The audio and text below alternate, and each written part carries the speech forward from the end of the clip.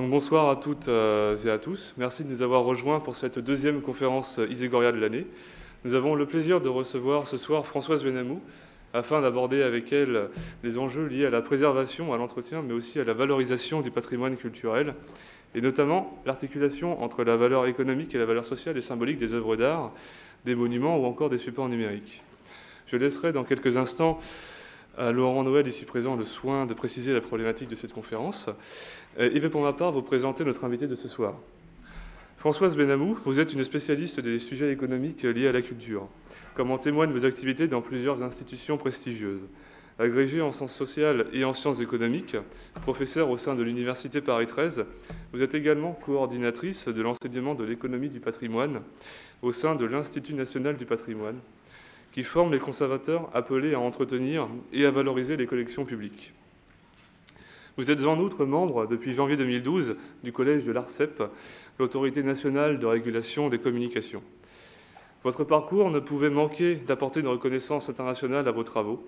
Citons par exemple votre dernier ouvrage, Économie du patrimoine culturel, paru en 2012, dans lequel vous dressez un état des lieux de la fréquentation et de la valorisation économique du patrimoine français, et aborder la question fondamentale du financement de ce patrimoine, partagé entre la mise en œuvre de politiques publiques et l'implication d'acteurs privés.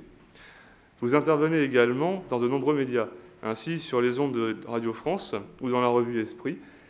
Vous êtes notamment membre de la chaîne Arte.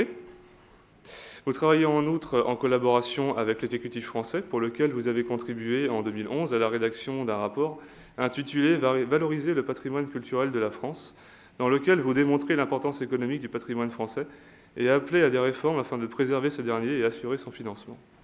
C'est donc un sujet d'importance qui sera traité ce soir, la question des modalités de sauvegarde du patrimoine, entre les limites des politiques publiques et les risques liés à une valorisation économique par des acteurs privés. Je n'irai pas plus loin dans cette présentation et il ne me reste plus qu'à vous souhaiter à toutes et à tous une agréable conférence. Je vous remercie.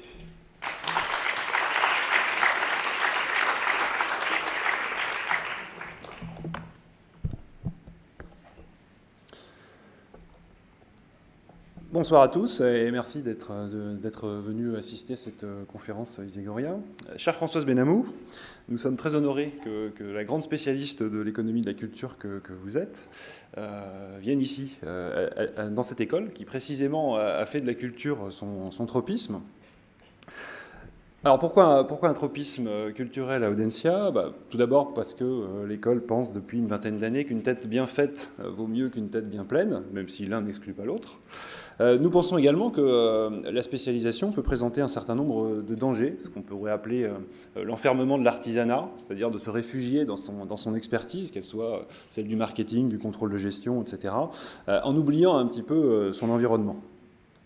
Bien évidemment, ces deux postures ne nous dédouanent pas de nos responsabilités dans la crise, dans les origines de la crise actuelle, comme toute école de management, mais il s'agit tout de même d'une voie que nous ouvrons de manière à ce que les managers soient peut-être plus responsables et ouverts à l'ensemble des contraintes de leur environnement. Alors la thématique de ce soir est donc celle du patrimoine culturel, qui, comme l'indique Alexandre, fait suite à la publication de votre ouvrage. Ouvrage qui est une remarquable étude. Remarquable étude tout d'abord parce que le sujet lui-même est très difficile, tant les champs et les supports du patrimoine sont divers. C'est-à-dire que le patrimoine peut tour à tour concerner un édifice, un objet, un individu, comme par exemple au Japon, où un individu peut être qualifié de trésor national, ou une pratique sociale. Alors, chose étonnante, la notion de patrimoine n'émerge en France que tardivement, c'est-à-dire à la Révolution, en 1794, et son champ ne cesse de s'étendre depuis lors. Ainsi, l'UNESCO, qui à partir de 2006, élabore une nouvelle notion, qui est celle de patrimoine immatériel, qui peut porter, par exemple, sur les langues rares. Et là, dans votre ouvrage, on découvre que dans certains pays d'Afrique, plusieurs centaines de langues sont pratiquées, mais qui peut aussi porter sur la gastronomie française, chose dont on peut se glorifier, mais qu'on a quand même un petit peu de mal à saisir. Alors l'émergence tardive du phénomène patrimonial et son extension continue m'a beaucoup interrogé. La question que je me suis posée, c'est comment l'expliquer ? Et je me propose de vous soumettre ici une hypothèse qui n'a absolument rien de scientifique. Il s'agit plutôt d'une intuition que j'ai tenté un peu d'étayer. Alors, mon intuition est la suivante, c'est que cet intérêt tardif puis accentué pour le patrimoine pourrait avoir un lien avec l'évolution de notre rapport au temps. Je m'explique. Dans l'évolution de notre rapport au temps, il me semble que trois forces agissent simultanément. Il s'agit en premier lieu de l'augmentation des capacités productives depuis à peu près 2 siècles et demi, c'est-à-dire, ne refaisons pas l'histoire, tout le monde la connaît, mais première révolution industrielle au XVIIIe, seconde au XIXe, et puis il y a la révolution des technologies de l'information plus proches de nous dans les années 90. Et donc, augmentation des capacités productives, ça veut dire aussi une augmentation des productions humaines. Deuxième force à l'œuvre, l'accroissement de la vitesse. Alors, par vitesse, on peut entendre beaucoup de choses. On peut entendre le déplacement. Et si on ajoute au déplacement la notion de fréquence, on tombe assez rapidement sur le nomadisme. Donc, le déplacement, la communication et la vitesse d'obsolescence. Qu'elle soit liée à une usure ou qu'elle soit technologique. Ce qui signifie que le cycle de vie des produits se réduit. On peut prendre un exemple un peu bateau qui est souvent évoqué, qui est celui des téléphones portables, puisqu'on a la possibilité de changer d'appareil 2 fois par an. Mais on peut aussi prendre un exemple qui est tout à fait en lien avec le sujet que vous traitez, c'est celui des édifices. Si on met en perspective, je sais que la comparaison est audacieuse, mais si on met en perspective la cathédrale de Chartres, qui a été construite en à peu près 56 ans, avec l'édification de l'Opéra Bastille, qui lui n'a pris que 5 ans, on peut s'interroger sur la pérennité de l'un et de l'autre, avec évidemment une conclusion en défaveur du second. Également, troisième force, donc on disait, pour se résumer, augmentation des capacités productives, accroissement de la vitesse, et troisième force, l'augmentation de la durée de vie moyenne des individus. La conjugaison de ces 3 tendances crée, me semble-t-il, un climat d'instabilité, ce que la nature humaine, soucieuse de racines, de repères, ressent comme un inconfort. Rappelons-nous que rien ne préparait nos ancêtres à cela, puisque au XVIIIe siècle, la vie était communautaire. On naissait à un endroit, on vivait dans une communauté, et on avait quand même globalement toutes les chances de rendre son dernier souffle au même endroit. Ces 3 forces qui ont contribué à changer considérablement nos vies ont pu être ressenties douloureusement. Fascination pour la machine au tournant du siècle. Bon, on va réévoquer des choses aussi bien connues, les impressionnistes peignant la gare Saint-Lazare, les architectes modernes, dont Le Corbusier, comparant les habitations à des machines, qu'il s'agisse de l'avion, du bateau, etc. Les futuristes, bien sûr. Cette fascination pour la machine n'a eu qu'un temps. On peut trouver dans la littérature, dès les années 20, je pense en particulier en 1925 avec la publication de l'ouvrage de John Dos Passos, Manhattan Transfer, ce sentiment de dislocation chez les héros anonymes qui sont mis en scène dans le livre. J'irai en résumé de cette hypothèse et de cette intuition que le besoin de conservation patrimoniale pourrait être lié à l'envie, sinon au besoin, de donner une continuité narrative à nos vies, de manière à en assurer la cohérence et estomper les ruptures. Proposition que je vous soumets, la fréquentation des musées ne s'accompagne-t-elle pas du sentiment de se retrouver ? J'en arrêterai là avec cette divagation. Il me semble prudent à présent de mettre un terme à cet espace de discussion, qu'on pourrait reprendre, mais pas maintenant, plus tard. Voilà, pour revenir à vous, chère Françoise Benhamou, et en particulier sur 2 points qui me semblent éclairer d'un jour nouveau des problématiques contemporaines et relativement bien connues ici. Il s'agit tout d'abord de quelque chose que vous évoquez dans votre ouvrage, page 12, de cet ouvrage dont je ne saurais trop vous recommander la lecture, la notion de fétichisme patrimonial. Alors je ne sais pas si le terme vous est propre, mais il est assez évocateur du phénomène.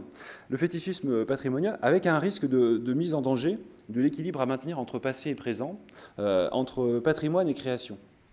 C'est-à-dire qu'à trop vouloir développer et puis entretenir ce patrimoine, peut-être que dans un contexte de ressources rares, peut-être qu'on aurait tendance à négliger qu'on aurait tendance un peu à négliger la création, c'est-à-dire le travail avec les artistes vivants.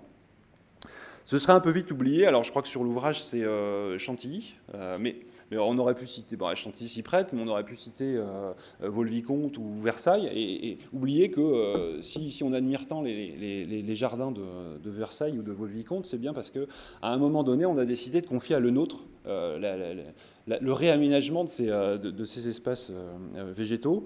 Voilà, donc un artiste vivant. Voilà, donc il y a la question du fétichisme patrimonial qui mérite d'être traité, et puis il y a également, bien sûr,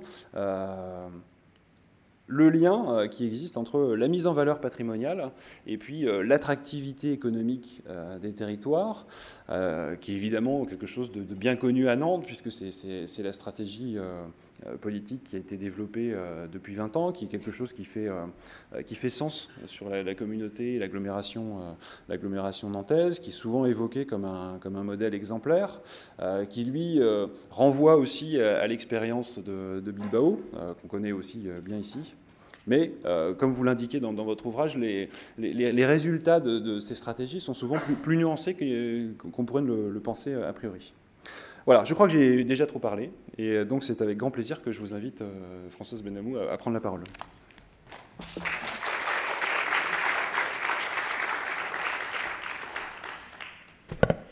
Bien, bonjour et merci Laurent, et merci de m'avoir invité à participer donc à ce cycle de conférences. C'est toujours un bonheur de venir à Nantes, même si j'ai pas eu beaucoup de temps pour me promener dans la ville, mais il y a cette atmosphère un peu particulière, et effectivement ce mélange du passé et de la modernité qui est inscrit dans la ville. Oui, c'est Chantilly qui est sur la couverture de ce livre. Quand on m'avait proposé une couverture, on avait pensé à Chantilly parce que Chantilly rassemble plusieurs patrimoines. Il y a la nature, avec une conception évidemment un peu domestiquée de la nature. Il y a le cadre bâti, il y a diverses formes patrimoniales. J'avais pensé aussi à un autre lieu, mais c'était compliqué pour des questions de droit, qui était la piscine à Roubaix, donc un lieu tout à fait différent, c'est-à-dire l'usage, la réhabilitation d'un lieu patrimonial qui est une piscine. On ne pense pas immédiatement qu'une piscine peut être un lieu patrimonial, pour la transformer en un musée, et c'est un lieu particulièrement intéressant. Voilà. Ça montre bien d'ailleurs la diversité du champ patrimonial, mais j'y reviendrai. Peut-être juste un mot sur votre hypothèse de la durée. Vous avez sans doute raison. C'est assez intéressant d'ailleurs de penser au temps. Quand on pense au patrimoine, on se dit effectivement le patrimoine, c'est ce qui est là pour des siècles, enfin espère-t-on pour des siècles. Et donc le patrimoine, c'est vraiment la durée, la volonté de durer, l'inscription dans la durée.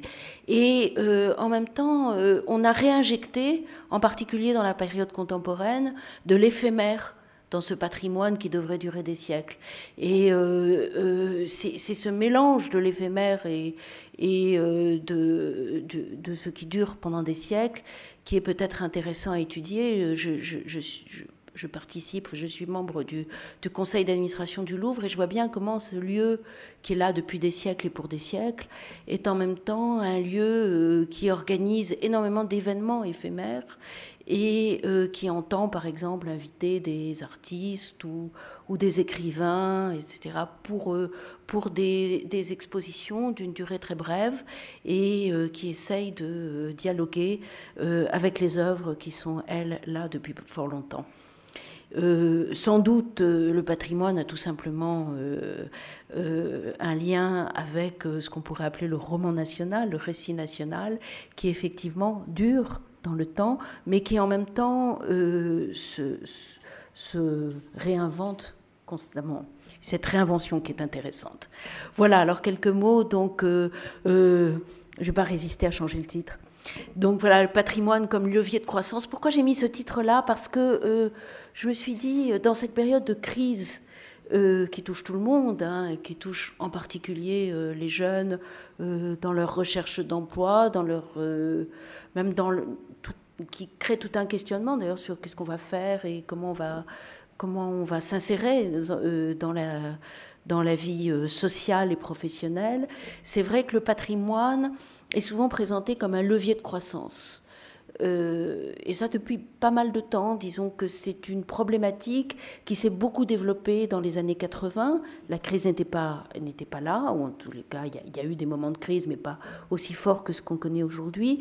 Mais c'est vrai que cette problématique est aujourd'hui reprise, et en particulier d'ailleurs par les acteurs de la culture, de manière très forte. Pourquoi ? Entre autres raisons, sans doute, c'est une des hypothèses de travail, mais qui se vérifie de manière assez évidente, les acteurs de la culture se sont dit, mais dans le fond, c'est peut-être le meilleur moyen de convaincre de nous donner justement des moyens.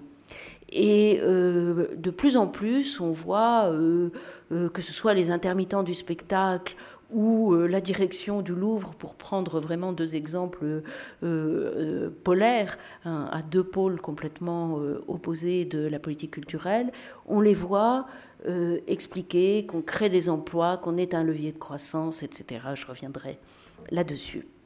Alors, peut-être quelques mots d'introduction sur l'économie de la culture, puisqu'avant d'être spécialiste du patrimoine, je suis sans doute tout simplement spécialiste d'économie de la culture. Ce qui me frappe aujourd'hui, c'est justement un renversement de perspective, c'est-à-dire que pendant très longtemps, on a construit des palais, on a construit, archivé, on a construit des bibliothèques, etc. Et cela résultait de la richesse, soit de quelques-uns, soit de tous. Et c'est vrai qu'aujourd'hui, le renversement, c'est qu'on a tendance à penser la culture comme étant justement ce levier de croissance. C'est-à-dire, c'est pas la croissance qui permet d'investir en quelque sorte dans la culture, c'est la culture qui va devenir un levier de croissance. Et donc, cela crée une espèce d'emprise croissante de la logique économique au sein des secteurs culturels. Et de plus en plus, j'étais tout à l'heure dans le quartier de la création, et on voit bien de plus en plus à quel point on va expliquer, par exemple, que certes, on a perdu des emplois industriels, mais grâce à la culture, on va donner une nouvelle vie, non seulement à la population nantaise, mais aussi on va créer de nouveaux emplois et ainsi trouver les moyens de donner lieu à une nouvelle logique de développement économique. Et l'effort collectif, et en particulier l'effort public, qu'il soit local ou central, se justifie par les retombées économiques de la culture. Et il y a de nombreux cas d'école pour alimenter cette hypothèse. Les cas d'école, on les trouve, alors le plus emblématique est sans doute celui du musée de Bilbao, fameux musée Guggenheim de Bilbao, que sans doute tout le monde connaît au moins par l'image, qui était assez frappante, cette construction de Guéry. Il n'y a pas eu que le musée à Bilbao, il y a tout un effort culturel dans le métro et ailleurs pour vraiment faire revivre au niveau culturel cette ville de Bilbao qui était sinistrée au plan industriel. Et on a souvent donné l'exemple de la ville de Bilbao en disant regardez à quel point la croissance est revenue. Mais c'est vrai que ça s'inscrivait dans une période où l'Espagne elle-même bénéficiait vraiment d'un moment magnifique de croissance, notamment à la faveur de son intégration européenne. Et c'est vrai que ce qui sera intéressant à regarder, c'est est-ce que le musée, cet effort culturel plus généralement, va aider Bilbao à résister à la crise. Et c'est là qu'on verra si véritablement cet effet de levier existe ou non. J'y reviendrai. Mais il y a d'autres exemples. Celui de Lens, le Louvre qui s'installe dans la ville de Lens aujourd'hui, avec une problématique qui est assez proche, mais qu'il ne faut pas confondre. À Bilbao, c'est vraiment la ville la ville et la région qui produisent l'effort nécessaire à la création du musée. Et le musée Guggenheim va donner sa marque, mais uniquement sa marque. D'ailleurs, il ne la donne pas. Il contre quand même beaucoup d'efforts. Alors que du côté de Lens, le Louvre considère qu'il ne s'agit pas de faire une espèce de filière ou de donner une franchise Louvre à Lens. Il s'agit vraiment que le Louvre se prolonge dans la ville de Lens. Et le Louvre, à Lens, c'est le Louvre. Ce n'est pas simplement une espèce d'excroissance et on y a mis des œuvres de premier plan. Autre exemple, Metz avec Beaubourg, et il y en a beaucoup d'autres. Mais les exemples de ce développement par la culture, on ne les trouve pas que du côté muséographique, on va les trouver par exemple avec les fameuses capitales européennes de la culture, Marseille aujourd'hui, Lille il y a pas si longtemps, et puis bien d'autres villes européennes, et avec cette volonté d'essayer à cette occasion de justement montrer que la culture est un levier de croissance. Et enfin, on a l'exemple des festivals qui est assez évident. Par exemple, une espèce de contre-exemple, si vous voulez, lorsque le Festival d'Avignon a été annulé il y a quelques années du fait du mouvement des intermittents du spectacle, eh bien, les hôtels, les restaurants, etc., se sont plaints d'un manque à gagner, montrant par là qu'il y avait bien une relation entre économie et culture. Alors, toujours dans cette introduction, avant de discuter cette relation et son contenu et comment on peut la penser, le patrimoine, pour venir vraiment au patrimoine, ce qui est très frappant, c'est ce que j'ai appelé le fétichisme patrimonial, vous avez raison. On pourrait parler tout simplement de patrimonialisation, c'est-à-dire le champ toujours étendu, plus étendu du patrimoine. On a évoqué tout à l'heure des piscines, des jardins et bien d'autres choses. Et cette espèce de passage, si vous voulez, du patrimoine culturel au patrimoine naturel, c'est-à-dire les espaces naturels, mais il y a une patrimonialisation de ce patrimoine, des espaces naturels, et puis aussi patrimonialisation, on part du patrimoine matériel pour aller vers le patrimoine immatériel dans deux sens du terme. À la fois le patrimoine immatériel au sens de la valorisation par l'immatériel du patrimoine matériel. Nous parlions du Louvre, et ben là, le plus bel exemple de cette valorisation par l'immatériel, c'est évidemment la location, en quelque sorte, de la marque Louvre par l'Émirat d'Abu Dhabi pour le Louvre d'Abu Dhabi pour 30 ans, pour une somme de 400 millions d'euros, ce qui n'est pas rien, et qui montre, d'une certaine manière, ce que vaut le patrimoine. À la fois, il vaut rien parce qu'il vaut tellement que, d'une certaine manière, il ne vaut rien. Qui pourrait dire ce que vaut la Joconde. Et puis, en même temps, on voit là quelque chose qui ressemble à une évaluation, et c'est bien rare qu'on en ait fait. D'ailleurs, quand, par exemple, la Sorbonne a été approchée dans le même temps par Abu Dhabi pour, elle aussi, prêter en quelque sorte ou louer sa marque, c'est vrai que la Sorbonne n'a pas pensé qu'elle pouvait valoriser sa marque à l'instar de ce qu'a fait le Louvre. Donc, il y a une valeur immatérielle du patrimoine tangible qui est d'ailleurs liée au fait que le Louvre, c'est plus que le Louvre, c'est plus que le bâtiment, c'est plus que les œuvres, c'est aussi, ça dit quelque chose sur l'universel, sur l'art, etc. Et puis, il y a le patrimoine immatériel, celui que nous connaissons tous aujourd'hui. Ce sont les textes numérisés, ce sont les œuvres numériques, c'est tout ce qui passe aujourd'hui par des messages électroniques et qui est considérable.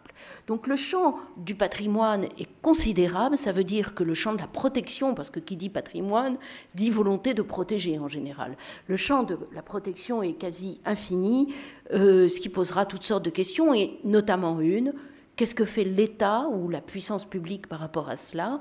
Parce que dès lors qu'on protège, c'est vrai que c'est une forme d'engagement qui n'est pas que moral, c'est aussi un engagement à dépenser de l'argent, et cela peut faire question. Et il y a d'ailleurs au sein même de l'État des conceptions un peu contradictoires. Par exemple, en France, à la fois nous voulons protéger beaucoup et de plus en plus, nous sommes un pays de patrimoine, et en même temps c'est vrai que nous avons une conception qui d'une certaine manière est plus malthusienne que celle par exemple des Anglais. Quand vous voyez le nombre de sites protégés en France, enfin de bâtiments protégés, c'est de l'ordre de 40 000. En Angleterre, c'est de l'ordre de 400 000. Mais c'est vrai que ça relève aussi d'un rapport à ce que l'on entend par la protection qui est extrêmement différent, alors qu'au Royaume-Uni, c'est en large partie pris en charge par la population elle-même. En France, il y a un engagement de l'État à éventuellement prendre en charge une partie du financement de la protection qui explique cette visée un petit peu parfois malthusienne. Alors on est donc à la fois, vous voyez, on est déjà dans les contradictions, on a une espèce d'inflation patrimoniale et dans le même temps une volonté peut-être de restreindre le champ tout en l'élargissant, ce qui est parfaitement contradictoire parce que cela implique des dépenses qu'on ne sait pas très bien comment aborder. Alors regardez, là, il y a plein d'exemples de cet élargissement du patrimoine. J'en ai choisi quelques-uns. Vous voyez, par exemple, Grand Prix en Nouvelle-Écosse. La Nouvelle-Écosse, c'est au Canada. Vous avez l'exemple de l'art du pain d'épices en Croatie du Nord, qui a été récemment classé par l'UNESCO. Vous voyez, on va loin, ou les chants et danses populaires du Rajasthan. Donc, vous voyez quelques exemples, mais parmi plein d'autres, de cette espèce d'inflation patrimoniale qui va vers des terrains qui n'étaient pas les plus évidents. On a évoqué tout à l'heure la gastronomie. Alors, quand on regarde le cas de la France, regardez cette espèce d'inventaire à l'après-vert qu'on pourrait faire de ce qu'il y a dans le patrimoine. Vous avez les collections nationales et les musées. On compte 1212 musées de France en France. Ce qu'on appelle un musée de France, c'est un certain label, avec une forte concentration en Île-de-France d'ailleurs, et dans la région Rhône-Alpes et PACA. Vous avez bien sûr nombre de sites archéologiques et de fouilles archéologiques, dont un tiers en Rhône-Alpes. Vous avez aussi nombre de lieux qui peuvent être classés, inscrits, et qui implique d'ailleurs d'une certaine manière une limitation au droit de propriété, car dès lors qu'un lieu est classé, ça veut dire que le propriétaire, s'il est privé ou public, peu importe, s'engage à le conserver avec un certain nombre de normes, et je reviendrai sur les conséquences de cela. Vous avez aussi les dispositifs Malraux, etc. Et du côté du patrimoine immatériel, et bien entendu, les savoir-faire, les métiers d'art qui font partie du patrimoine. Lorsque le Premier ministre de l'époque, François Fillon, nous avait demandé à David Tesmar et à moi-même un rapport sur le patrimoine, dans la lettre pour le Conseil d'analyse économique, dans la lettre qu'il nous avait envoyée, enfin dans le... c'était d'ailleurs un discours, il spécifiait bien que ce qui était particulièrement important, c'était les métiers d'art, qui représentent d'ailleurs un certain nombre d'emplois, de l'ordre de 40 à 50 000. Vous avez, du côté du Japon, par exemple, le patrimoine, c'est pas seulement le patrimoine matériel, immatériel, il y a même des personnes qui sont classées, en quelque sorte, patrimoine vivant, parce qu'elles sont détentrices, en quelque sorte, de savoir-faire artisanaux ou artistiques que l'on entend faire durer, et on leur demande de les transmettre à d'autres, et on les classe, en quelque sorte, on leur donne ce label de patrimoine vivant. Vous avez les fonds d'archives, vous avez les bibliothèques, etc. Et j'arrête ma liste parce qu'elle devient folle. Et c'est vrai qu'on pourrait se poser, et qu'on doit se poser, on en discutera peut-être tout à l'heure, je ne reprendrai pas cette question-là, la question de Google, par exemple. Quel est le rôle de Google dans tout cela? Est-ce que c'est un rôle complémentaire de celui qui peut être porté par des projets comme la Bibliothèque européenne, comme Gallica, etc. Ou est-ce que c'est en concurrence? Et par exemple, c'est vrai que le musée d'Orsay a accepté de rentrer dans le projet de Google qui s'appelle le Google Art Project et qui consiste dans la numérisation d'un certain nombre d'œuvres d'art de lieux patrimoniaux. Et le Louvre se pose la question. C'est une question compliquée parce que pour beaucoup de lieux, le musée d'Orsay n'est pas un petit lieu, mais plus petit. C'est vrai que Google est une espèce de plateforme qui permet de gagner en notoriété. Le Louvre n'a pas besoin de notoriété, donc qu'est-ce qu'on fait par rapport à Google? C'est une question extrêmement complexe et extrêmement difficile. Voilà. Alors après cette longue introduction, je vais essayer de développer quelques points. Je ne rentrerai pas dans tous les détails de ce que j'avais prévu, parce que je vois déjà le temps passer, pour essayer peut-être de revenir sur justement comment les économistes de la culture parlent du patrimoine, sur la question des politiques publiques et de leurs limites, avec quelques exemples, et peut-être pour dire un petit peu le contraire de ce qu'on lit beaucoup. Alors, peut-être un premier point, pourquoi s'intéresser au patrimoine? C'est passionnant de s'intéresser au patrimoine parce que c'est un objet, comment vous dire, totalement anti-économique. L'économie, ça s'intéresse à quoi? À des biens reproductibles.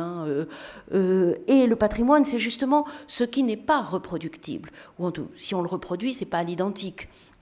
Donc, c'est déjà un objet anti-économique, complètement partagé, vous l'avez dit Laurent, et vous avez raison de le dire, entre modernité et conservation, Qui dit modernité veut dire développement. Alors je vous donne un exemple très concret. Hein, voilà, McDonald's adore s'implanter dans des lieux patrimoniaux, hein, sur des belles places, des beaux lieux, etc. Et qu'est-ce qu'on va lui demander? On va lui demander, bon d'accord, mais il ne faut pas mettre un gros calicot McDonald's parce que ça fait pas patrimonial. Et donc on est vraiment toujours entre les deux, c'est-à-dire qu'est-ce qu'on accepte, qu'est-ce qu'on n'accepte pas, jusqu'où on peut aller dans la transformation, mais aussi dans la transformation d'un immeuble. J'avais travaillé à un moment donné sur un phénomène qui est passionnant, qu'on appelle le façadisme, c'est-à-dire on garde les façades des immeubles parce que ça c'est le patrimoine, et puis derrière on les transforme complètement. Alors, est-ce que ce n'est pas de la dénaturation? Est-ce que c'est encore de la conservation patrimoniale? Ou est-ce qu'on est dans une forme de Disneylandisation du patrimoine? Ce sont des questions vraiment importantes. Le patrimoine, il est aussi complètement partagé entre, justement, le marché et le non-marchand. Qu'est-ce qu'on peut marchandiser?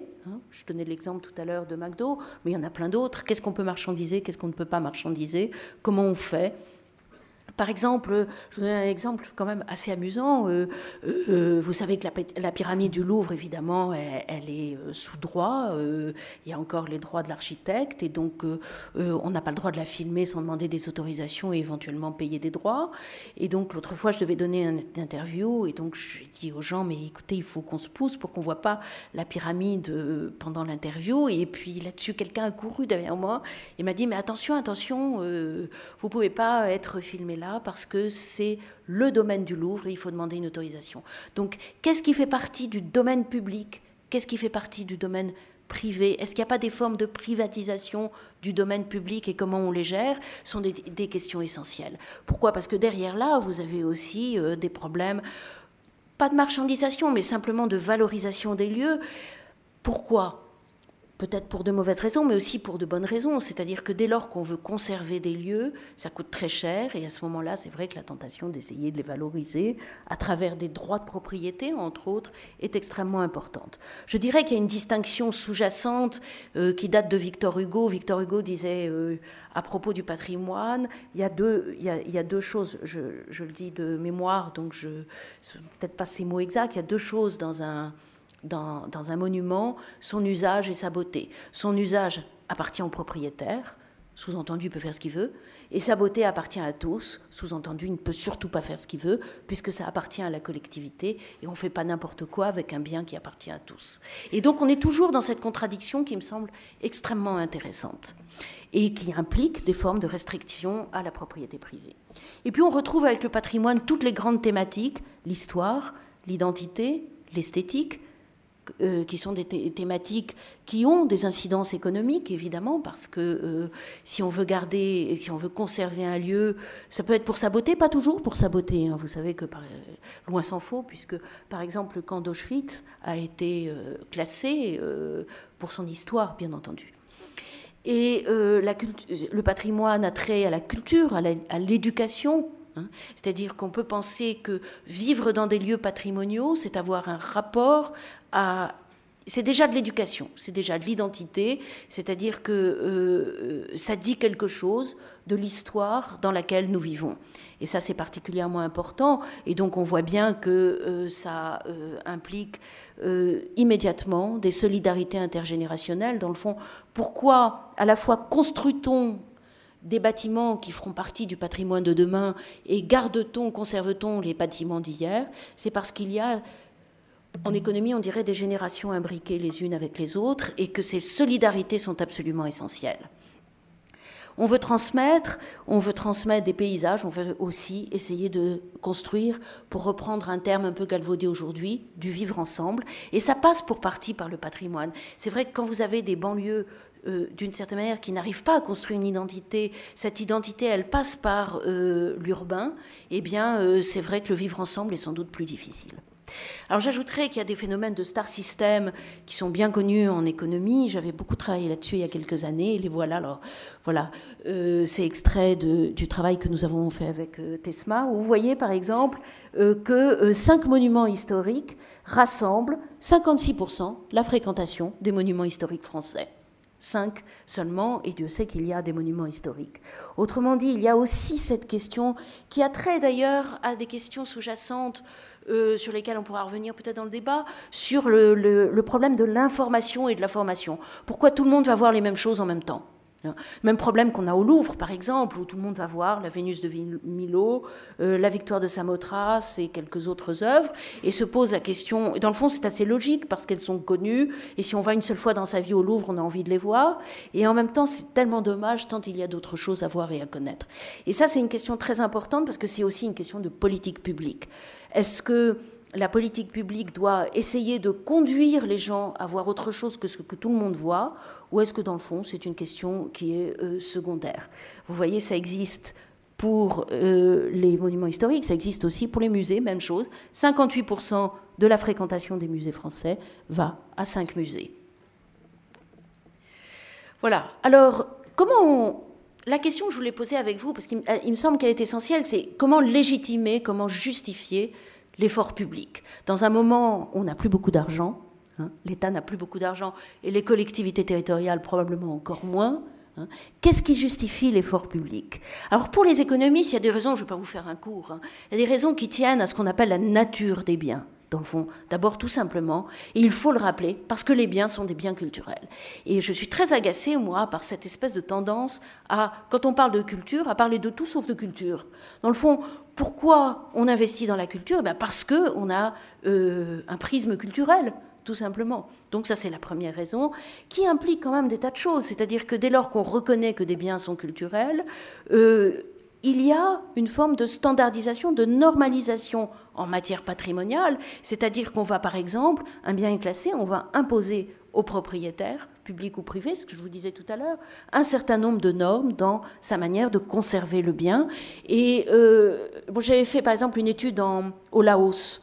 Le Laos, qui a évidemment des liens très forts avec la France, a adopté récemment des lois qui ressemblent à la loi de 1913, qui est la loi sur la conservation des monuments historiques, avec tout ce qui va avec, l'imposition de protection, avec des normes à la française. Et là, on se rend compte que ça ne marche pas tout à fait comme ça. C'est-à-dire que, par exemple, dans un pays comme le Laos, le patrimoine immatériel est bien plus important que le patrimoine matériel.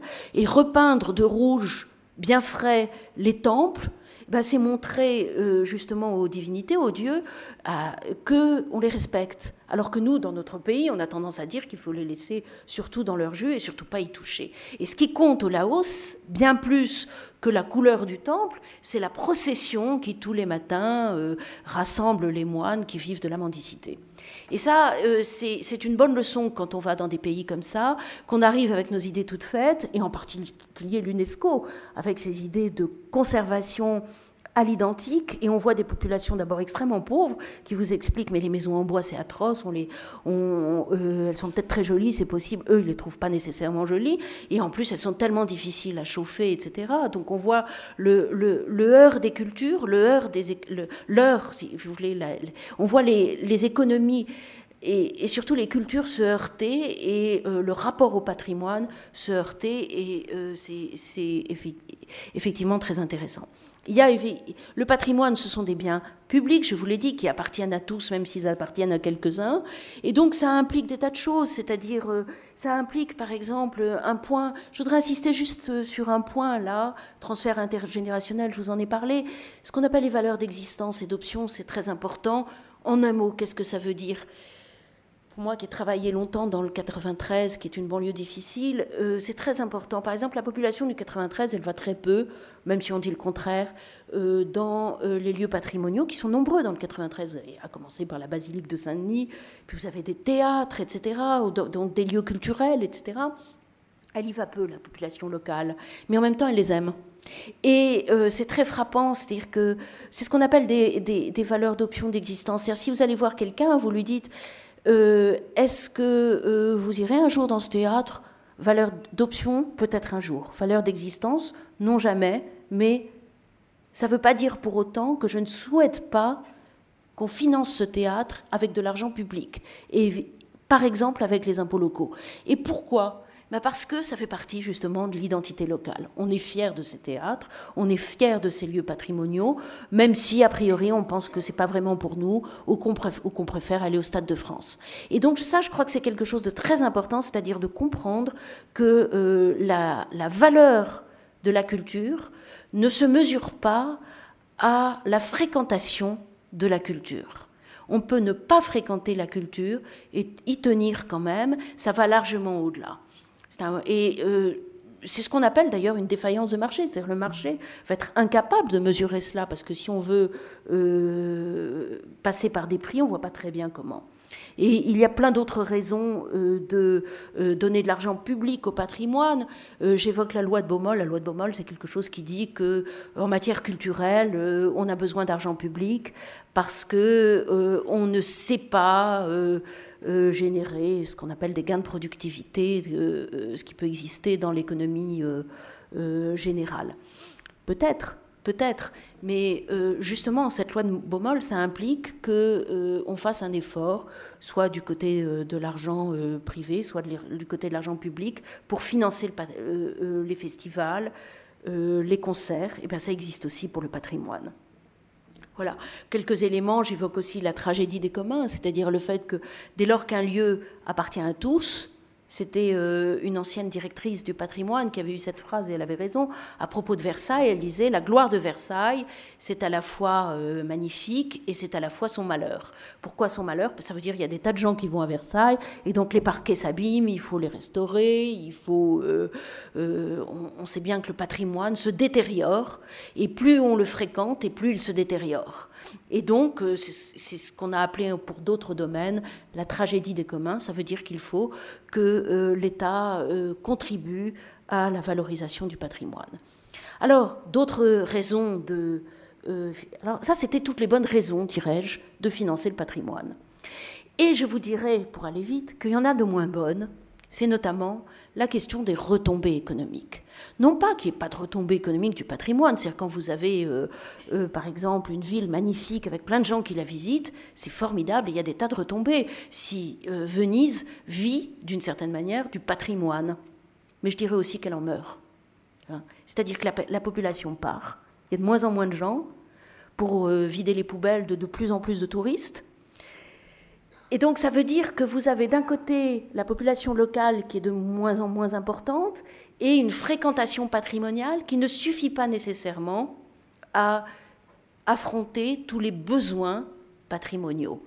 Et donc, cette thématique de retombées, elle a été énormément développée en économie, je donne quelques références là. Il y en a plein d'autres, et avec l'idée qu'il faut valoriser le patrimoine et que grâce à cela, on aura toutes sortes de retombées économiques, touristiques, dans le bâtiment et les travaux publics à travers les efforts qui peuvent être faits pour conserver et remettre en état des monuments, etc. Alors, qu'est-ce qu'il en est en vérité et pourquoi je regarde ça avec quelque méfiance? Alors, il y a du vrai. Regardez ce tableau, vous voyez un certain nombre d'emplois. Vous avez la totalité de l'emploi culturel qui est plus important, qui est de l'ordre entre 500 et 600 000 emplois. Mais vous voyez que l'emploi patrimonial est loin d'être négligeable. C'est environ 120 000 emplois. Donc c'est pas mal. Et on pourrait en rajouter d'ailleurs parce qu'il n'y a pas tout là-dedans. Donc l'emploi patrimonial, ce sont effectivement des emplois et ça n'est pas négligeable, même si ce n'est pas énorme. Alors, il y a de l'emploi, il y a des retombées et il y a aussi une politique publique. Il y a une politique publique qui consiste en quoi? Protection, normalisation, je l'ai évoqué, avec des effets de la protection et de la normalisation, des effets que j'ai appelés prix. C'est assez frappant, c'est-à-dire que dès lors qu'on fait un effort pour que la ville soit belle, pour que la ville soit accueillante, etc., pour qu'il y ait des beaux hôtels, des bons restaurants, etc. Qu'est-ce qui se passe? En même temps, on fait monter les prix. On fait monter les prix de l'immobilier, c'est les phénomènes de gentrification. Vous avez les populations les plus populaires qui vont plus loin. Et on fait aussi monter les prix des restaurants, des cafés, etc. Autrement dit, ça ne veut pas dire qu'il ne faut pas conserver le patrimoine, évidemment, mais ça veut dire que c'est un phénomène assez complexe et que sans doute il faut l'accompagner d'une politique urbaine, d'une politique sociale, d'une politique des transports, d'une politique par rapport au commerce de proximité, etc. Et tout ça est extrêmement important, sinon c'est la ville des bobos et ça n'est pas nécessairement souhaitable. Donc des effets prix, Vous avez aussi une forte responsabilité publique avec une dépense publique qui sans doute est un peu sans garde-fou. Alors là, je vais pas résister à une comparaison un peu provocatrice. Imaginez un hôpital dans lequel il y a des malades qui entrent, mais jamais personne ne meurt. Ça fait beaucoup de monde au bout d'un moment. C'est un peu ça le patrimoine, en tout cas le patrimoine bâti. C'est-à-dire que vous avez des monuments importants, d'autres moins importants, et qu'il faut conserver, et sans arrêt. Cette conservation doit être refaite, c'est-à-dire à peine avez-vous achevé la réfection des façades du Louvre qu'il faut de nouveau les nettoyer, parce que le temps fait son œuvre, et donc il faut sans cesse dépenser. C'est un peu une dépense sans garde-fou, ce qui pose la question de comment on finance, quel partage de la dépense entre le public et le privé, et on pourra parler de mécénat tout à l'heure, je vous dirai ce que j'en pense si ça vous intéresse. Il y a le danger de ce qu'on appelle le risque moral en économie, c'est-à-dire que quand un bâtiment est classé, il y a des incitations fiscales et du coup, peut-être qu'il y a une grande tentation d'essayer de demander le classement pour obtenir ces incitations fiscales. Mais en même temps, c'est vrai que le patrimoine est important. On dit souvent que les gens, en économie, il y a même une théorie là-dessus et des modélisations mathématiques, on vote avec ses pieds. C'est-à-dire qu'on va là où c'est le plus agréable de vivre, pour le dire en termes simples. C'est souvent l'économie fait des grands modèle pour dire des choses extrêmement simples. Alors on vote avec ses pieds, et donc c'est vrai que quand un lieu a une offre culturelle importante, les gens y vont. Donc voilà les formes de la régulation, et quelques mots donc sur les limites de ces thématiques. D'abord, il y a une première limite, c'est que dans le fond, les retombées économiques, c'est du marchand. C'est le marché, les retombées économiques, c'est vraiment tout ce qui peut se passer du côté du marché. Et alors, on voit les acteurs de la culture à la fois expliquer qu'ils veulent être protégés du marché, et en même temps, sans cesse revenir à la thématique économique, ce qui est déjà peut-être un paradoxe, peut-être pas nécessairement gênant, mais avec lequel il faut vivre. Il y a un côté aussi menace. Quelle menace ? Quand on met en avant la thématique de retombées. Donc voilà, cher monsieur le maire, investissez donc dans la culture, car il y aura des retombées. Faire attention parce que, en particulier, dans les périodes où il n'y a pas de crise, il n'y a pas de problème. Mais dans les périodes de difficultés financières, on va s'affronter à une double concurrence. Une première concurrence qui est interne à la culture, c'est-à-dire qu'on va voir les établissements culturels se battre entre eux pour dire « non mais moi j'ai plus de retombées que l'autre ». Et c'est vrai qu'il y a des types d'établissements qui génèrent plus de retombées que l'autre. Or, la logique culturelle n'est pas nécessairement la même du point de vue des hiérarchies, des priorités qu'on doit se donner, que la hiérarchie économique. Et donc, il faut faire très attention à ça. Et à cette logique interne à la culture s'ajoute une logique que je dirais externe à la culture, c'est-à-dire qu'on va voir les établissements culturels se trouver en concurrence avec d'autres projets. Un exemple qui n'est pas neutre, c'est celui des parcs à thème. Un parc à thème, ça rapporte beaucoup plus de retombées qu'un projet culturel. Et donc il faut faire très attention parce que cette double concurrence existe. Et donc développer un raisonnement économique pour convaincre un élu local d'investir dans la culture, c'est très bien, mais je crois qu'il ne faut jamais oublier que si on investit dans la culture, c'est d'abord parce qu'on a une préoccupation culturelle, une préoccupation symbolique, une préoccupation éducative, etc., avant d'être une préoccupation économique. Et que l'économie s'ajoute à cela, s'ajoute à l'ensemble des thématiques que l'on peut développer, oui, mais elle ne doit pas prévaloir parce que, pour le dire de manière triviale, on se tire une balle dans le pied. Et donc, faire attention à cela, d'autant plus que les études économiques sur les retombées posent beaucoup de questions. Je vois qu'il y a beaucoup d'étudiants ici, elles posent des questions méthodologiques, je ne vais pas entrer dans le détail, mais on va ajouter tout croissant qui est acheté à proximité du Louvre n'est pas lié à la présence du Louvre. C'est tout simplement parce qu'on passait par là, éventuellement. Donc il faut faire attention à ce qu'on ajoute. Il faut aussi faire attention à ne pas avoir une vision angélique, des choses. Par exemple, il y a eu des études sur le Festival d'Avignon qui montraient les retombées du festival. C'est vrai, mais le festival a un coût aussi qui est important, hein, un coût à la fois, c'est le coût de production des œuvres qui peuvent être montrées, c'est aussi ce sont des coûts de sécurité, d'entretien, de nettoyage, etc. Et la balance n'est pas nécessairement du côté des retombées. Et en tous les cas, en plus, c'est jamais les mêmes qui payent, hein.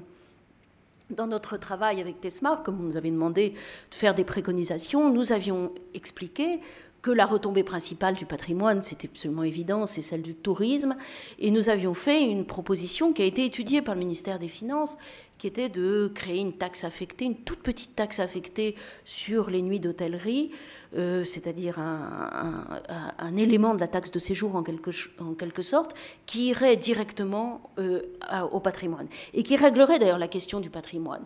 Mais c'est vrai que Bercy n'aime pas les taxes affectées, et puis en plus il y a d'autres priorités aujourd'hui, comme je vous disais tout à l'heure, mise en concurrence des projets les uns par rapport aux autres. Donc les choses sont compliquées et il faut être très prudent avec cela. Donc je vais finir très rapidement là-dessus. Dans les limites des études d'impact, outre les questions méthodologiques de fiabilité des données, voilà quelques exemples d'études d'impact sur lesquelles je vais passer très vite pour qu'on ait un peu de temps pour débattre. Au-delà donc, de tout ce que je vous ai montré, je voudrais vous donner des exemples pour sortir un petit peu de France peut-être. Il y a une étude très intéressante qui a été menée par un de mes collègues qui s'appelle Prudhomme sur des sites turcs. Et ce que Prudhomme a essayé de faire, alors rien n'est pareil en économie. En économie de la culture, c'est très difficile de comparer des choses, parce que si vous comparez deux sites, ils sont jamais les mêmes. Mais il a essayé de prendre quand même deux sites archéologiques très proches, par leurs caractéristiques géographiques, culturelles, etc. Et puis d'autre part, deux villes historiques très proches d'eux-mêmes par leurs caractéristiques. Et dans les deux cas, il a choisi un site classé, un site non classé par l'UNESCO, une ville classée, une ville non classée.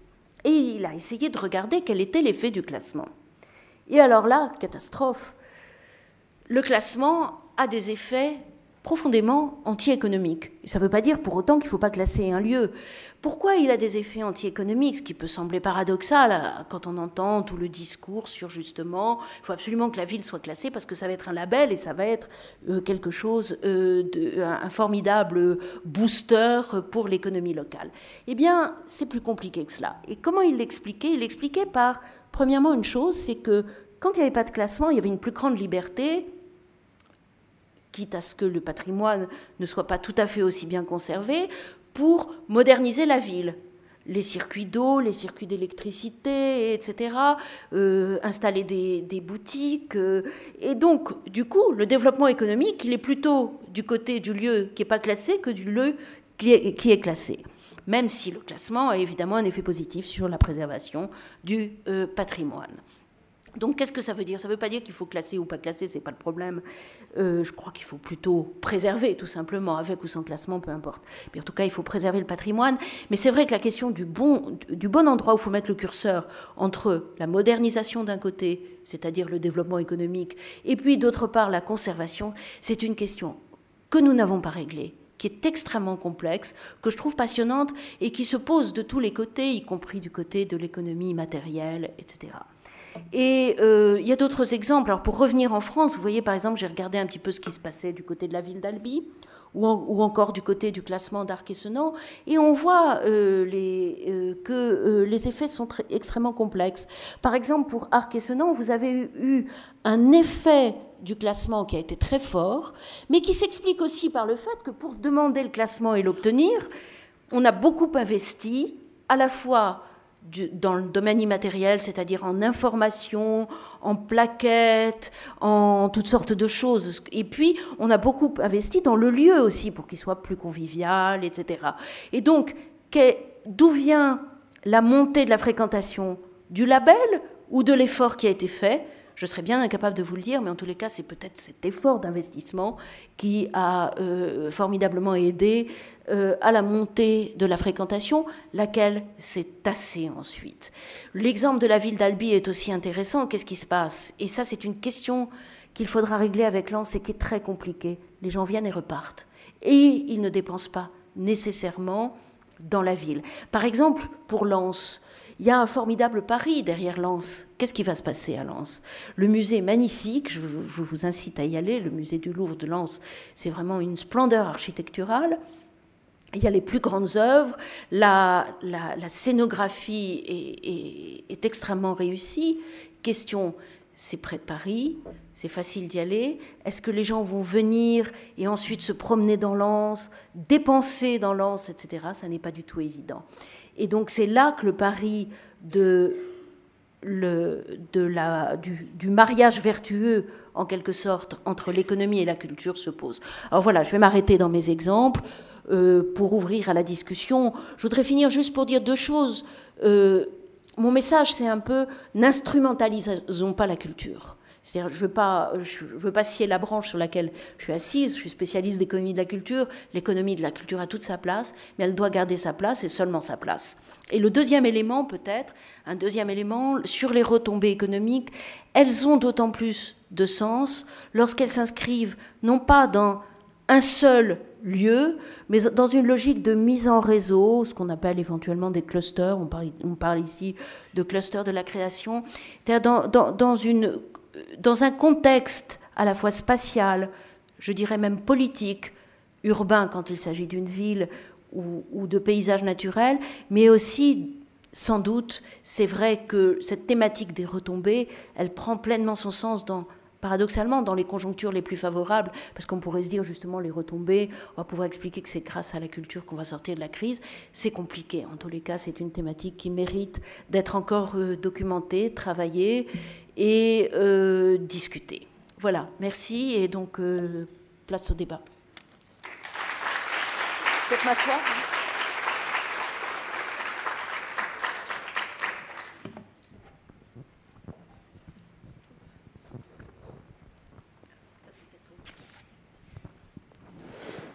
Merci beaucoup Françoise Benamou pour une présentation qui prend beaucoup de hauteur par rapport aux problématiques locales. C'était un peu la perche que nous vous avions tendue, mais vous avez su la saisir, enfin, et même bien avant ça, puisque c'est déjà des éléments qui sont encore une fois contenus dans le livre. Mais c'est vrai que je crois que l'insistance sur la nécessité de conjuguer une politique qui soit à la fois culturelle, urbaine, sociale, etc., est un peu quand même la clé de la réussite, et de simplement se servir de la culture comme d'un effet d'attraction est probablement une erreur. Alors sur l'organisation qui va suivre, donc l'usage veut qu'on commence par les questions qui sont préparées par les étudiants, et puis qu'ensuite on donne la parole à la salle. Alors sur les questions préparées par les étudiants, on a des questions qui vont vous mettre un petit peu en péril dans vos compétences d'économiste, Françoise Benamou, puisque Anne-Laure a une question à vous poser qui est presque une question civilisationnelle. Oui, alors, je ne sais pas si ça fonctionne. Si, ça marche. Donc j'avais une question à vous poser concernant la légitimité d'un pays à détenir un patrimoine. C'est-à-dire qu'on voit actuellement certains pays, l'Égypte par exemple, qui réclament son patrimoine qui a été emmené en Europe au XIXe siècle ou au XXe siècle, et de quel droit un pays peut réclamer un patrimoine qui se veut être un patrimoine universel. Oui, c'est une question essentielle. Cette question de la restitution des biens se pose régulièrement. Et bien entendu, comme vous imaginez, les pays occidentaux qui ont, grâce à des guerres bien menées et un sens du beau, qui ont rapporté, pas seulement à la faveur des guerres, quelquefois en achetant, mais à bas prix, certaines œuvres, les ont ramenés dans leur pays et entendent bien les garder. Et c'est vrai que pour certains musées, c'est vrai que si on devait rendre tout ce qu'on a pris ou acheté dans des conditions un peu douteuses, ça poserait question. Alors, c'est un Anglais, Neil MacGregor, qui dirige encore, je crois, le British Museum, qui avait eu une réponse assez amusante, très anglaise à cette question. Vous savez que les Grecs demandent le retour des frises du Parthénon, et qui ont été achetées par Lord Eglin, mais pour une somme dérisoire. Et les Anglais répondent, au début ils répondaient non mais elles sont bien mieux gardées, conservées chez nous qu'elles ne le seraient chez vous. Puis bon, c'est un peu gênant de continuer à dire ça, donc la réponse a évolué et la réponse a été mais notre musée est un musée universel qui appartient à tous. Il n'est ni grec ni anglais, c'est un musée du monde. Et puisque c'est un musée du monde, j'ajouterai en plus que le British Museum est gratuit, c'est un musée du monde ouvert à tous. C'est bien que ce soit là. Dans le fond, c'est comme une espèce de, si vous voulez, de délocalisation des frises du Parthénon. Et voilà, alors c'était une réponse très anglaise qui était un peu une pirouette et qui permettait de dire on entend bien les garder. Alors, qu'est-ce qui se passe dans ce débat extrêmement compliqué? De temps en temps, on rend des choses. Hein, les Américains l'ont fait. Nous-mêmes, il nous est arrivé de le faire. Mais on essaye d'en rendre le moins possible. Alors, je vais vous raconter une deuxième anecdote qui en dit long aussi. J'ai travaillé un moment à la Bibliothèque nationale et il y avait eu une grande exposition au Mexique et notamment d'un codex que la Bibliothèque nationale française avait prêté au Mexique, mais qui était un codex mexicain, pour cette exposition qui avait lieu, je crois, je ne sais plus si j'étais à la Bibliothèque nationale de Mexico ou ailleurs. Puis après, les Mexicains ont dit on le garde. Alors là, ça a été l'affolement général, d'autant plus tout le monde a dit mais si vous faites ça, on ne vous prêtera jamais plus rien. Puis bon, ça a été un incident diplomatique majeur. Et comment on l'a réglé? On l'a réglé hypocritement, encore une fois, par un prêt. C'est-à-dire, comme on voyait bien que les Mexicains n'allaient pas nous rendre le codex, on a dit il n'y a pas de problème, on va vous le prêter. On va faire un prêt de longue durée, et donc ça a fini comme ça, voilà. Et ce sera peut-être un prêt pour l'éternité. Qu'est-ce que je veux dire par là? Je veux dire qu'il n'y a pas de réponse économique, bien entendu. En fait, ce n'est pas un sujet économique, c'est un sujet, je dirais, de diplomatie culturelle, et c'est un sujet presque d'histoire. C'est-à-dire, l'histoire a fait que les œuvres d'art et les œuvres patrimoniales se sont réparties très inégalement. L'histoire fera que le monde va changer. On voit par exemple que les grands musées occidentaux ont de plus en plus de mal à acheter des œuvres et qu'il y a des grands musées dans d'autres pays non occidentaux qui se mettent à acheter des œuvres d'art non seulement de leur pays mais aussi occidentales. Donc le monde va changer, la manière dont les œuvres se répartissent dans le monde va changer. Mais c'est vrai que je crois que c'est très difficile d'avoir une réponse autre que de l'ordre de la diplomatie au cas par cas. Une autre question? Madame Benamou, vous avez parlé d'instrumentalisation du patrimoine tout à l'heure. Je vais reprendre l'exemple que vous avez évoqué, c'est-à-dire le château de Versailles, qui a accueilli il y a 3 ans l'exposition de l'artiste japonais Murakami. Et cette exposition, donc, qui a fait débat à l'époque, posait aussi le problème de la mise en valeur et de la valorisation du patrimoine, enfin des œuvres qui sont appelées à faire partie du patrimoine futur éventuellement, dans un contexte donc par l'utilisation d'un patrimoine ancien. C'est-à-dire que le château de Versailles apportait sa légitimité en tant que patrimoine aux œuvres de Murakami. Et cette question n'est-elle pas sans poser le problème de l'instrumentalisation des œuvres à des fins purement financières, dans le sens où l'on peut très bien imaginer que un tel patrimoine comme le château de Versailles puisse être utilisé afin de faire monter artificiellement la cote d'un artiste contemporain. Oui, il y a 2 questions pour le prix d'une, là. Il y a une question sur cette organisation de l'événementiel à l'intérieur d'un lieu patrimonial. Et ça, je dirais, bon, on aime, on n'aime pas, chacun a sa vision des choses. Et dans le fond, c'est intéressant. Hein, voilà. Il y a un côté spectaculaire. On peut considérer qu'on dévoile le patrimoine, mais en même temps, comme c'est éphémère, pourquoi pas, hein. Moi, je trouvais ça assez intéressant. Maintenant, l'autre question que vous posez est une question d'une autre nature, qui se pose plus généralement pour toutes les institutions publiques. C'est-à-dire, dans le fond, quand une institution publique expose un artiste, ou simplement même quand elle achète des artistes, qu'ils soient vivants ou non, qu'elle achète des œuvres d'artistes, à ce moment-là, elle a un effet, en quelque sorte, sur la valeur des œuvres. Et autrement dit, quand je disais la dialectique du marchand et du non-marchand, bien le marchand et le non-marchand, ils se tiennent depuis très longtemps par la main. dans le domaine culturel, contrairement à ce qu'on dit. C'est-à-dire que, autrement, pour le dire en d'autres termes, par exemple, l'art et l'argent font très bon ménage. Et d'ailleurs, il faut beaucoup d'argent pour avoir un marché de l'art qui fonctionne bien. C'est pas à Laurent que je vais apprendre ça, qui est un très grand spécialiste du marché de l'art. Et ça, je crois que c'est quelque chose de très important qu'il faut garder en tête. C'est pas une affaire très morale, les rapports du marché de l'art et de l'argent. Dans le fond, il faut de l'argent. Il y a aussi des petits collectionneurs, mais enfin, il y a aussi beaucoup de gros, et ce sont quand même les gros collectionneurs qui font le prix des œuvres importantes, ça c'est incontestable. Les musées sont d'une certaine manière des collectionneurs publics, et, sauf qu'eux, ils ne revendent pas, ou très peu. Et puis, j'ajouterais quelque chose d'encore plus terrible. Je pense que plus il y a d'inégalités, et mieux le marché de l'art se porte. Merci Françoise Benamou. Je crois qu'il y avait une autre question que vous vouliez évoquer, mais qui a déjà été en partie traitée par Françoise Benamou pendant la conférence. C'était celle qui était de la question de la modernité des bâtiments.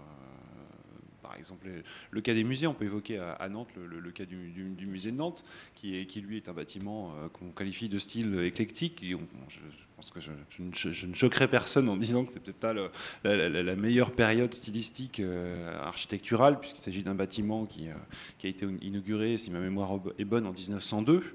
Voilà, donc on aurait pu se poser la question, sachant qu'on s'est lancé dans un projet d'extension, de rénovation de ce musée, on aurait pu se poser la question de savoir si ne fallait-il pas créer un autre musée, et donc peut-être réaffecter ce musée à une autre destination. Le choix a été fait de celui de l'aménager, et donc il y a des ajouts modernes, contemporains, qui vont être faits, avec un coût qui est probablement peut-être plus élevé que si on avait fait un autre choix. Mais je crois que cette question a déjà été traitée par vous. J'en ai un petit peu parlé, puis je dirais que c'est un choix politique et esthétique, et moi j'ai toujours essayé comme économiste de rester sur mon terrain. C'est-à-dire je pense que je ne suis pas compétente pour juger de la légitimité des choix esthétiques qui peuvent être faits. Je les regarde du point de vue économique, c'est vrai. J'ai mon propre goût, bien entendu, et on n'est jamais complètement angélique par rapport à ses propres goûts. Mais j'essaye de me départir de cela. En revanche, c'est vrai qu'il y a des choix, il y a toujours des choix alternatifs. Et dans ces choix alternatifs, il y a une dimension financière. Je pense que ce n'est pas celle qui doit être principale. En même temps, elle est importante quand même. C'est-à-dire qu'il n'y a rien de pire qu'un investissement pour le bonheur, notamment d'inaugurer un lieu, d'un investissement important dans un lieu patrimonial qu'on ne sait pas vraiment faire vivre. Et donc là, il faut être extrêmement prudent. Au-delà de ça, je dirais que ce n'est pas de ma compétence. Merci. Anne-Laure ou Alexandre, est-ce que vous avez encore une question à soumettre ?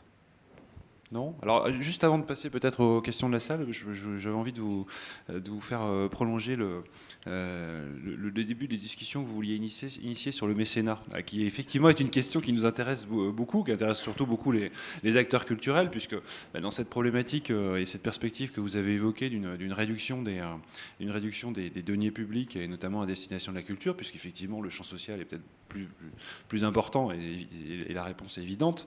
Dans cette perspective de réduction des moyens, souvent l'argument qui est avancé par le ministère, et dans ses relais en région c'est aussi le cas, ce qui consiste à dire il y a un dispositif mécénat qui a été renforcé depuis 2003, et donc essayez un peu de vous engouffrer dans cette brèche. Alors, qu'en pensez-vous ?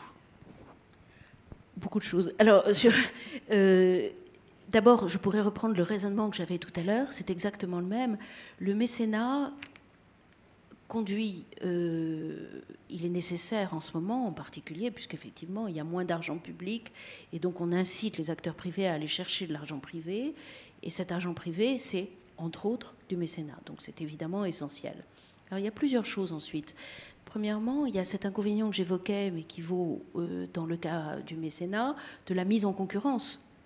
C'est-à-dire que vous avez par exemple plusieurs projets à Nantes. C'est vrai que ces projets culturels vont être concurrents entre eux parce que les mécènes ne sont pas si nombreux que cela, et ils vont être en concurrence aussi avec d'autres projets qui peuvent être non culturels, ça peut être dans le secteur éducatif, ça peut être aussi dans le secteur humanitaire, dans le secteur de la santé, etc.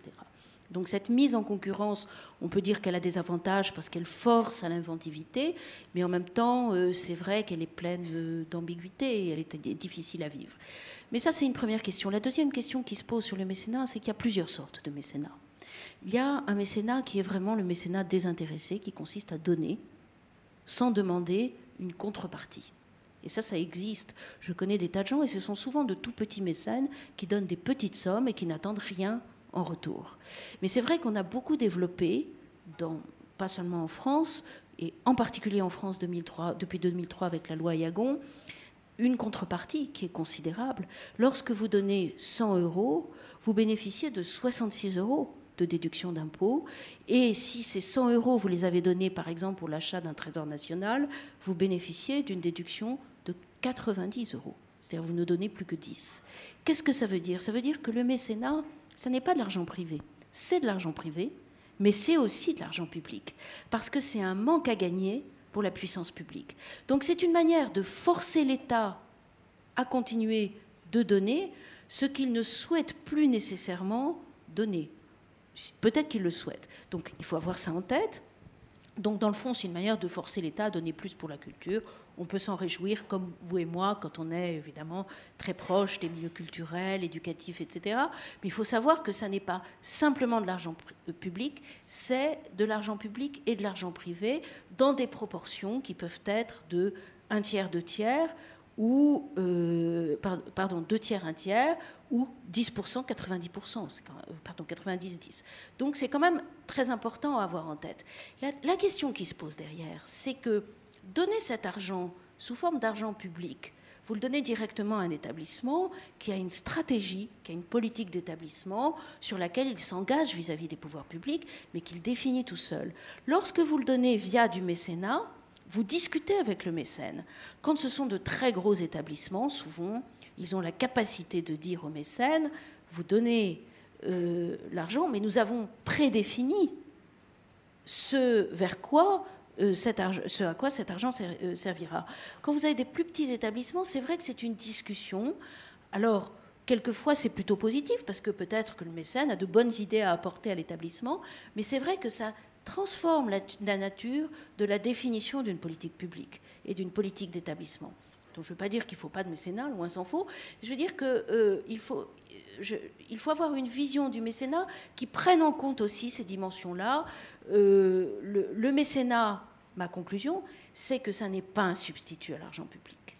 Et malheureusement, en ce moment, il est vécu, pour des raisons qu'on peut tout à fait comprendre, comme un substitut, je dirais, imparfait à l'argent public. Or, pour moi, ça ne doit pas être un substitut, ça doit être un complément à l'argent public. Et il peut d'ailleurs transiter par toutes sortes de choses. Ça peut être un mécène individuel, ça peut être des associations d'amis, etc. Les économistes le voient d'ailleurs, un dernier point, parce que c'est vraiment important cette histoire de mécénat, les économistes l'analysent comme une manière de demander aux gens de révéler leur consentement à payer pour une institution. Par exemple, si vous voulez aller visiter un musée dont l'entrée coûte 10 €, bon, vous allez payer 10 €, puis voilà, vous entrez dans le musée, vous le visitez. Mais dans le fond, vous l'aimez tellement ce musée, vous seriez prêt peut-être à donner 100 €, mais vous n'allez pas le faire. Enfin, quelquefois, on met une urne, mais ça, c'est pas trop dans la culture française. Et dans le fond, créer une association d'amis avec quelques avantages associés, c'est une manière de pousser la personne qui était prête à donner 100 € à les donner. Donc, de ce point de vue-là, le mécénat aussi, c'est intéressant sous cet angle-là. Merci. Donc je vous propose qu'on passe aux questions de la salle. Alors il y a 2 micros qui peuvent circuler sur les 2 travées. Voilà, il suffit simplement de lever la main.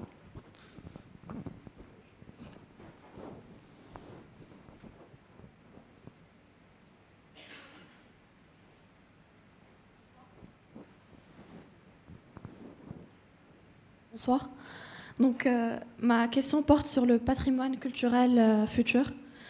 Donc, certains arguent aujourd'hui, puisque nous sommes dans un contexte de crise, que les musées sont en train de se diriger vers une autoroute artistique, un peu à la Damien Hirst ou Jeff Koons, et du coup qui hybride ou qui ne permet pas l'exploration d'autres voies artistiques.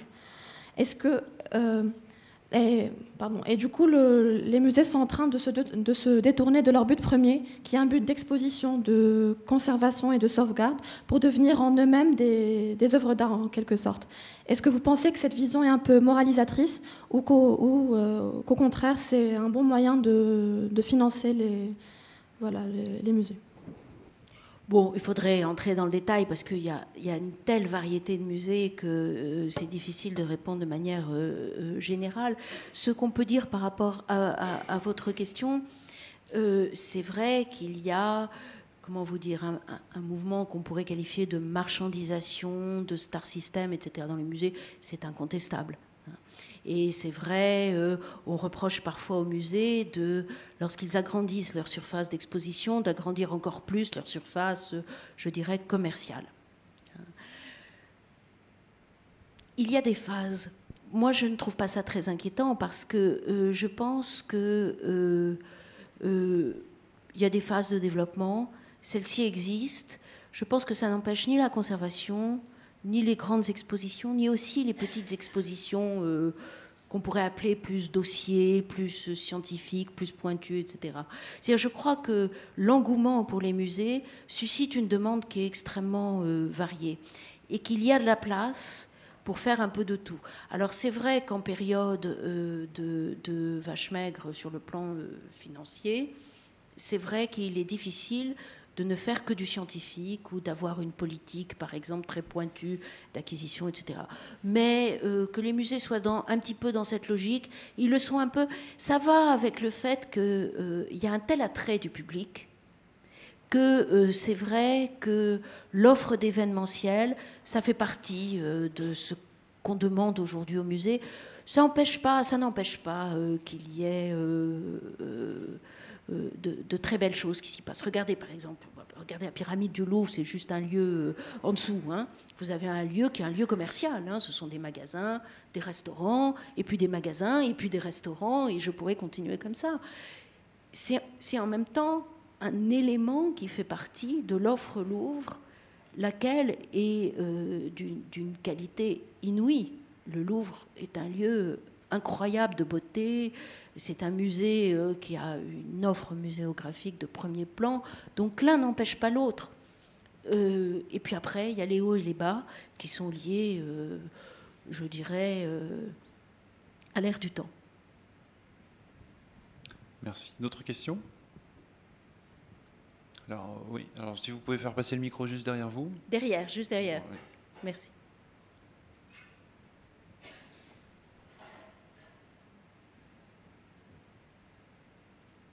Bonsoir.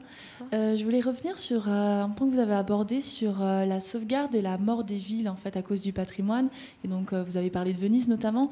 Et je voulais savoir quand vous avez dit que la population locale partait en fait de la ville, si c'était à cause d'un ras-le-bol de cet afflux touristique permanent ou si c'était parce que la ville se focalisait tellement sur le côté touristique qu'elle en oubliait un peu de développer d'autres métiers, d'autres secteurs. Alors, Venise est un peu un cas c'est un cas emblématique qui grossit. En fait, il y a une espèce d'effet de loupe avec Venise de ce qui peut se passer. Qu'est-ce qui se passe ? Les prix sont élevés.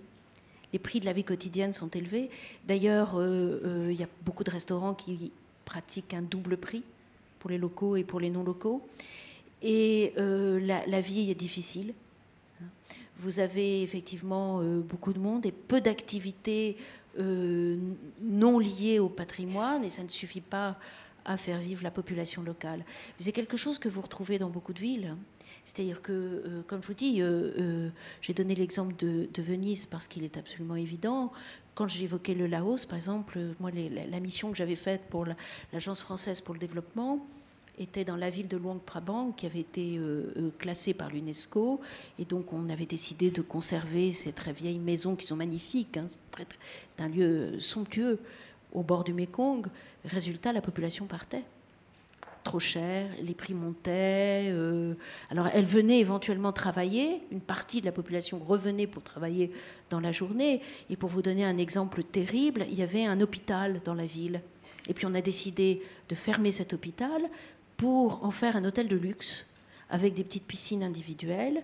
Et l'UNESCO a accepté ça, et on a construit, ce sont les Chinois d'ailleurs, qui construisent un hôpital beaucoup plus loin pour une population qui n'a pas de voiture. C'est un des pays les plus pauvres du monde. Donc pour vous dire que c'est compliqué, c'est-à-dire que cette espèce de... La manière dont on peut tisser très finement la relation entre l'économie et la culture, c'est quelque chose, je dirais que c'est un effort et une réflexion de tous les jours qui doit se faire. Merci. D'autres questions? Bon. Les étudiants de la majeure culturelle, tous présents. Pensez à votre note de participation. Oh. Vous êtes affreux, là, vous allez... Non, faites ça pour la culture, et pas pour l'économie. Évidemment. Ah bah, ça y est, du coup, il y en a 2. Voilà.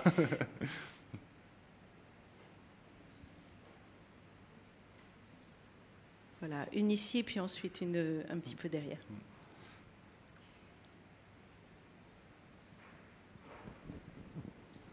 Je crois que ça fonctionne. Ah non, là, il est coupé.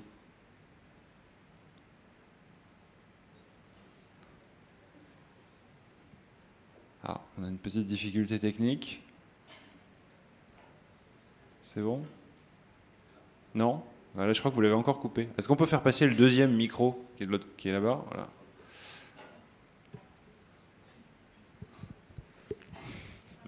Décidément, le sort s'acharne.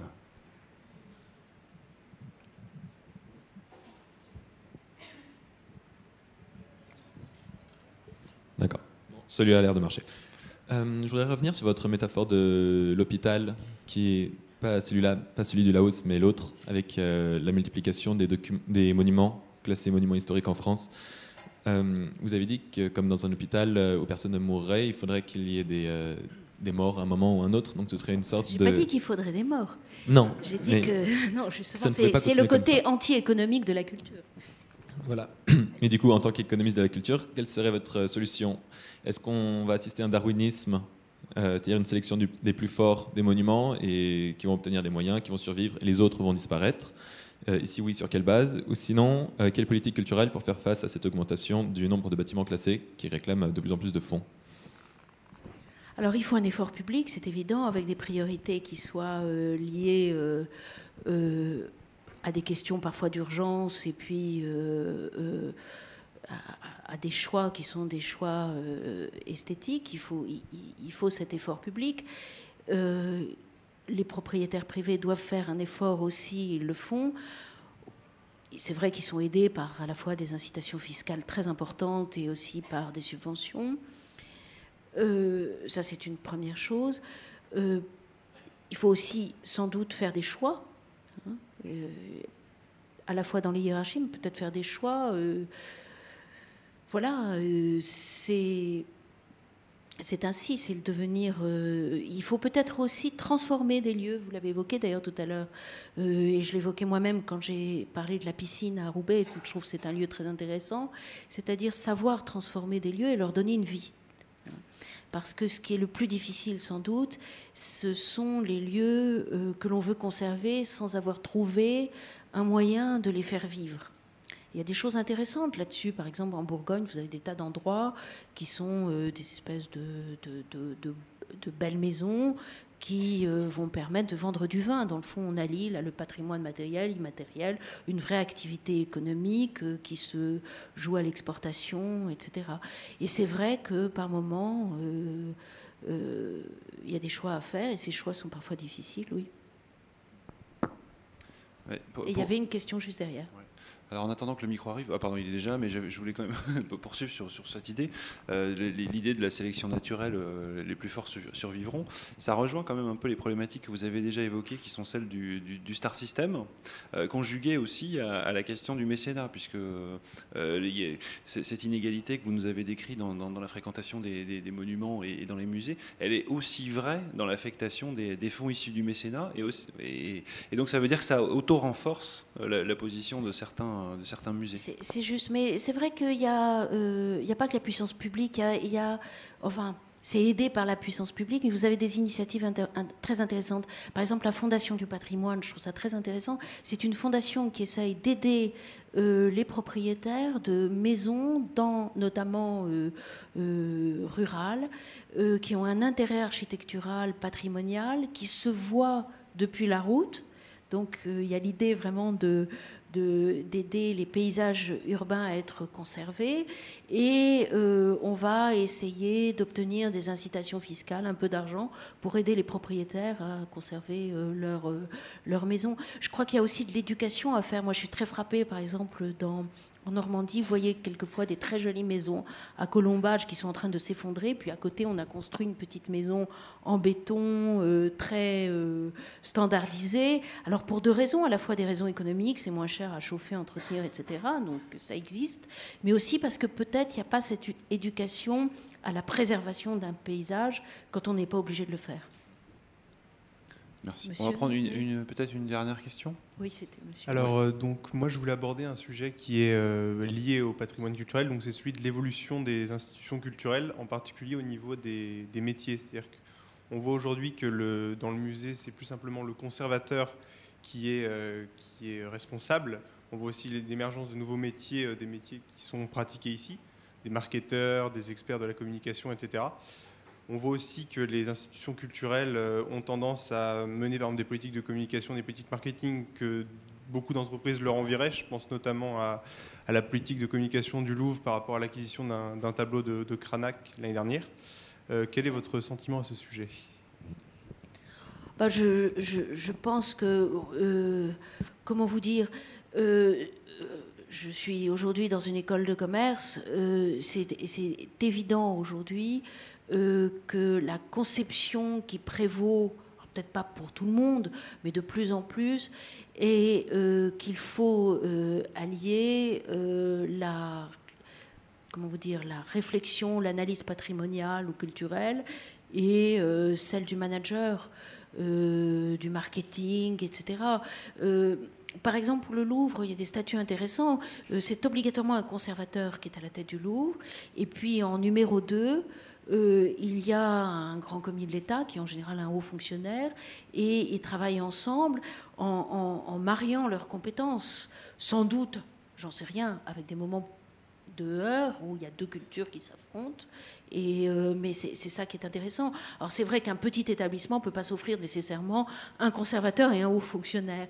Mais c'est vrai que c'est ça l'idée, et peut-être que de ce point de vue-là, par exemple, la formation qui est faite à l'Institut national du patrimoine, on en parlait en introduction, où aujourd'hui les conservateurs n'apprennent pas seulement à conserver, à répertorier, à acheter des œuvres, à les mettre en valeur, etc. Mais ils apprennent aussi à la gestion, le droit, l'économie.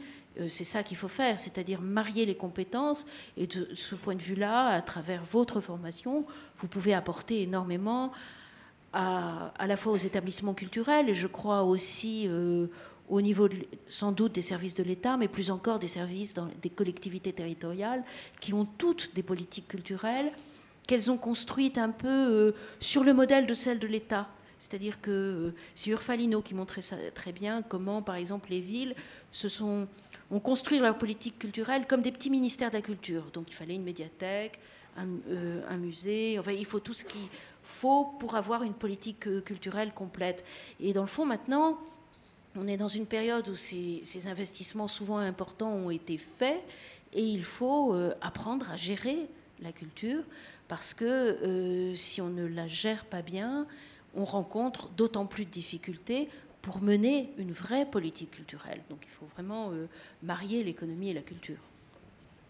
Alors nous, on a une anecdote très localisée à vous soumettre. C'est le mariage qu'on a conclu, dont on est très fiers, le mariage qu'on a conclu avec l'école du Louvre, puisque je ne sais pas si on l'avait évoqué ensemble, mais effectivement, depuis un an, on travaille ensemble, à savoir que l'école du Louvre accueille, dans le cadre d'un séminaire spécialisé, nos étudiants. Alors il ne s'agit que d'une introduction, mais c'est en tout cas un premier pas qui est fructueux.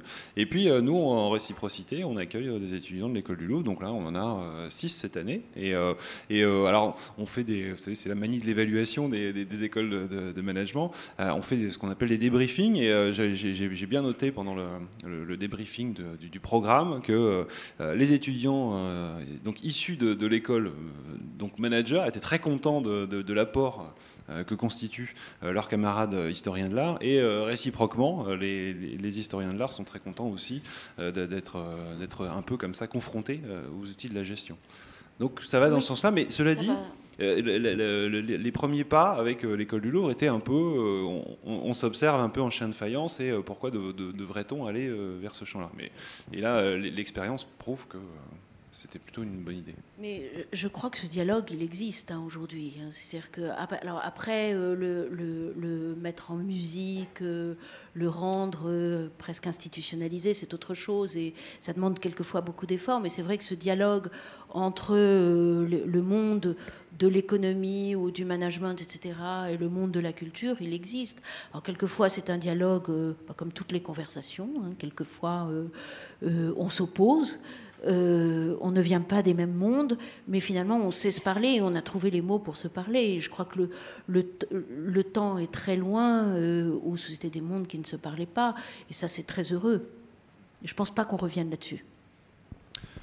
Merci beaucoup Françoise Benamou, on a eu grand plaisir à vous écouter, et je pense que c'est vraiment quelque chose qui va nous nourrir pour nos futures activités. Merci beaucoup. Merci.